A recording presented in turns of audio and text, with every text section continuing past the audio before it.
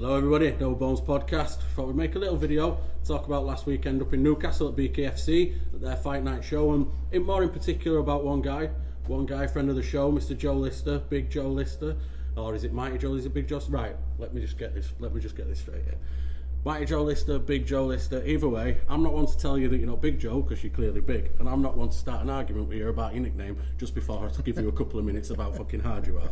But your nickname could be better, mate. So I'm thinking, top of my head here, I'm thinking Joe the Chin Twister Lister. There you go. You can have that Chin Twister Lister. What do you reckon to that? That's what we're talking. Joe the Rib Twister Lister. Chin Twister, Rib Twister Lister. Jim Twister. Jim Twister. Fucking hell. Yeah, Jim Twister, definitely Jim Twister. Joe the Chin Twister Lister or Rib Twister Lister. Anybody else got any ideas, let us know on that, but it's better than fucking big, innit? Anyway, we digress.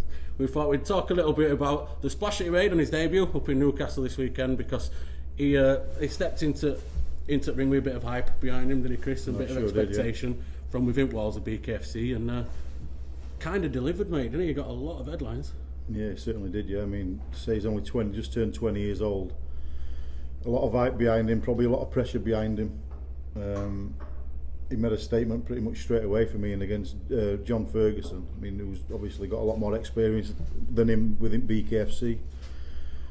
So, I mean, to do what he did, and he predicted he'd do that, his first round body shot, he said, watch out for it. He did, let's talk about that. But just before the fight, we were backstage, and Chris bumped into Joe, and he's talking to him, and Joe says, I'm going to do him body shot round one. Come out.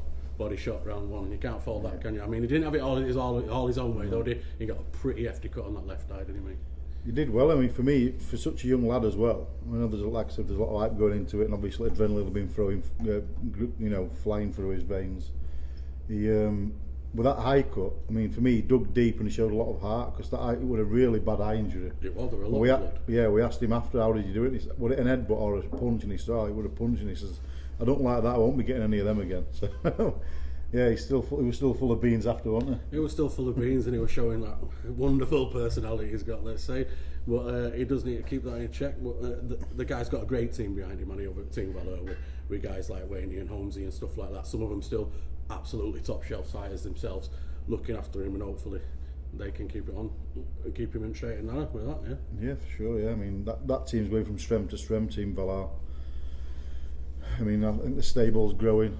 The next BKFC event over here is in Manchester, if that's right, end of March. And I'm pretty sure them boys will have 2 or 3 of their fighters moving forward on that card. No doubt, it'll keep going from strength to strength. And Joe the Chin Twister Lister, you're going to be out for a little bit. We're getting that while that eye heals up and getting your pretty little face back. But I'm sure you want to be back in ring as soon as possible and building on.